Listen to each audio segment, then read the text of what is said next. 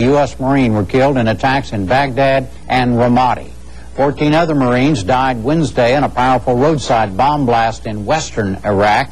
It flipped their amphibious assault vehicle and engulfed it in flames. Since Sunday, 28 Americans have been killed in Iraq. 24 were Marines, many from the same battalion based in Ohio. We'll have more on this story right after the news summary. A U.S. soldier was killed in a roadside bombing in Afghanistan today. It was the latest in a surge of fighting with Taliban rebels ahead of elections next month. Also today, a NATO commander said his forces can take responsibility for all of Afghanistan by the end of 2006. That could allow some U.S. troops to leave. Nearly 18,000 Americans are stationed in Afghanistan. Kwame Holman begins our Marine story. I didn't want him there, and I definitely didn't want him to be part of this. These are days of loss and sorrow for families of a group of Ohio Marines. We consider him a hero.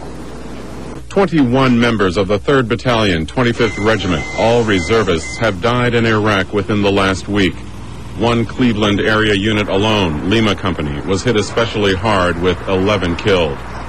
Until May, when Lima lost 4 Marines, the unit had not had even 1 killed in action, earning it the nickname Lucky Lima. Their good fortune already was a memory when news came yesterday that 9 more Lima Marines had been killed.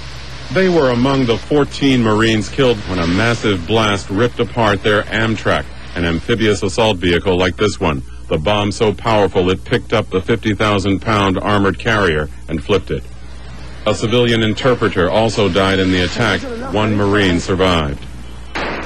On Monday, 6 snipers from the Ohio Battalion were ambushed and killed in the same area of western Iraq, bringing a toll of 20 U.S. personnel deaths in 2 days, evidence of the sudden sporadic lethality of the ongoing insurgency. Over the first 4 days of August, 24 Marines have been killed during operations in western Iraq's restive Anbar province.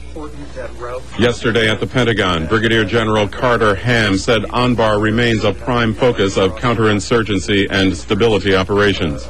The Marines have been tasked with preventing foreign fighters and supplies from entering Iraq from Syria and traveling down the Euphrates River corridor to reach insurgents operating in Anbar and beyond. As part of that effort, the U.S. reportedly is establishing a base near the town of Rawa. I think there's been a thought for some time that line has been used in transit of personnel, perhaps weapons, money, and perhaps ideology along that line as it feeds into Baghdad. The effort has had varying degrees of success, but the insurgents also appear to be honing their bomb-making skills. We have seen over the past few months a general decline in the number of improvised explosive device attacks. So in volume, they've decreased. But the lethality has remained very, very high. We are seeing larger amounts of explosives. Ham was asked about the Marines' mode of transport, the amphibious assault vehicle, which is lightly armored. Clearly,